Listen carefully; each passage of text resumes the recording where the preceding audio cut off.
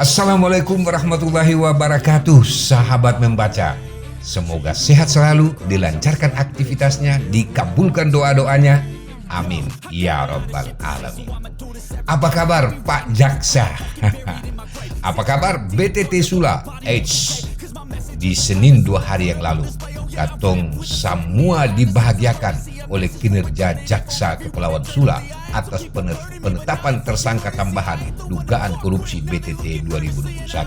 Dan hari ini kita coba membaca berita yang dirilis oleh malutpost.id soal BTT dimaksud.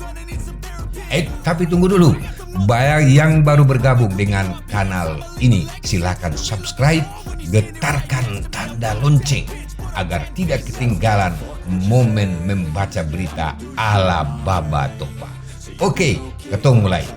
malutpost.id. Tim penyidik Kejaksaan Negeri Kepulauan Sula, Maluku Utara kembali menetapkan tersangka tambahan terkait kasus dugaan dana belanja tak terduga BTT penanganan COVID-19 tahun 2021. Tersangka inisial J adalah Direktur Pelangi Indah Lestari. Kepala Kejaksaan Negeri Kepulauan Sula mengumumkan penetapan tersangka tambahan ini berdasarkan hasil audit yang dikeluarkan oleh BPKP Perwakilan Provinsi Maluku Utara, yang mana didapati unsur kerugian negara sebesar Rp1.123.050.000. Demikian Immanuel Risenhorst Kajari dalam konferensi pers di Aula Kantor Kajari, Desa Waihama, Kecamatan Sanana, Senin 11 Desember 2023 malam. Tersangka kini sudah ditahan di kelas 2B Sanana, dan untuk menjalani pemeriksaan sebagai saksi, penahanannya untuk 20 hari ke depan. Dan sebelumnya jaksa juga telah menahan MIH inisial MIH untuk kasus yang sama. Sahabat membaca, syukur alhamdulillah. Meski memakan waktu yang panjang, tim kinerja Kajari perlu diapresiasi. Mulai dari penyidikan terus dilakukan, penetapan tersangka pun jadi bertambah lantaran ditemukan fakta hukum. Mungkinnya ada fakta hukum dalam proses pengembangan penyidikan dugaan korupsi ini. Hasil ini tentu berawal dari kerjasama seluruh komponen yang peduli terhadap pemberantasan korupsi di daerah. Tak terhitung potret kelompok mahasiswa yang turun ke jalan, mendesak penegak hukum agar bertindak cepat. Bahkan APH sempat menjadi sarang sumpah serapah. Tapi demikianlah dinamika orkestra untuk membersihkan tindak korupsi di Indonesia. Sahabat membaca, masih ada luka terbuka sebetulnya di BTT 2021, sebab masyarakat masih bertanya tentang keterangan jaksa yang mengaku ada dua item di BTT itu yang terindikasi korupsi.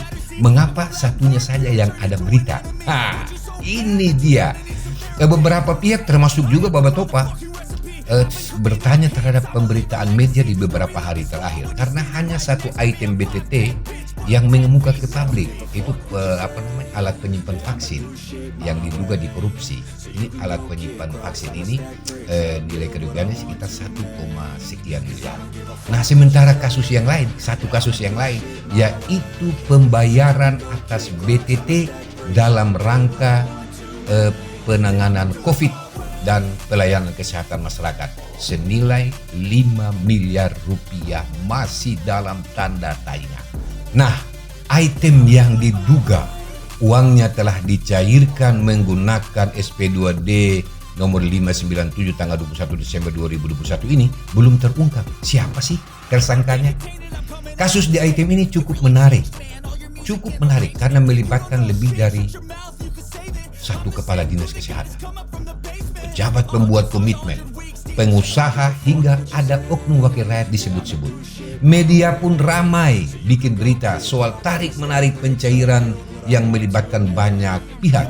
hingga ada penekanan kepada oknum kepala dinas yang saat itu menolak tanda tangan permohonan pencairan lantaran barang yang dibeli memang belum diterima, bro. Nah, barang pengadaan yang mestinya dipakai di saat pandemi COVID itu sangat dibutuhkan, diduga tidak dibeli, dan baru di triwulan pertama tahun 2023 di saat pandemi COVID sudah mulai berakhir. Nah, barang-barang ini akhirnya terendus oleh media, tersimpan di kantor dinas kesehatan dan bahkan kantor partai politik, dan masih melekat kode jasa pengiriman Batik Air nomor pengiriman sekian dengan menggunakan jasa pengiriman Matahari Terbit Express CG tanggal 2 Februari 2023. Dari kode pengiriman bisa diduga barang terdiri dari 15 piece. Sebagian disimpan di kantor dinas kesehatan, sebagian lagi disimpan di kantor sekretariat parpol. Ini PBB. Setidaknya barang pengadaan ini kayaknya ya baru dibeli saat maraknya desakan mahasiswa soal proses hukum BTT 2021 di Kejaksaan Negeri Kepulauan Sula. Luar biasa. Barang yang dibutuhkan amat mendesak di 2021, tapi baru ada di tahun 2023. Sungguh luka yang terbuka, semua orang bisa melihat. Dan kepastian hukum tentu ada prosesnya, bro. Nah, publik dan kita semua termasuk Bapak Topa harus menanti kerja-kerja hebat jaksa membongkar sindikat korupsi, dugaan korupsi BTT 2021. Selamat membaca, katong semua akan jumpa di konten membaca selanjutnya. Salam membaca.